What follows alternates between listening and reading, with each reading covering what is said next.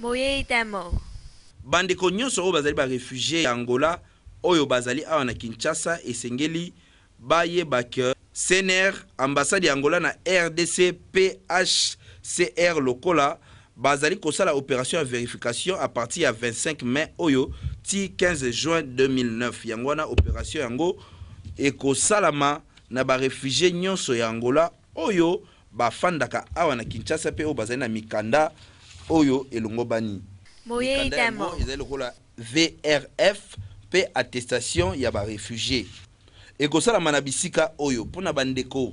oyo bazali bongo na Moamba bakokende na centre féminin Mobutu na commune ya Limete du 25 au 27 mai bandeko oyo bazali na chango ya bango ekozala du 1er au 5 juin bakokende na complexe scolaire Saint-Joseph na commune ya Kimbanteke Badaila pe bandeko na biso oyo ya Funa Moye demo. de jeune na commune ya Kalamu na avenue Kasavubu ekozala bongo du 11 au 19 juin 2009 pe bandeko na biso nyonso ya Lukunga bakokende na salle du zone na commune ya Gombe du 22 au 27 juin 2009.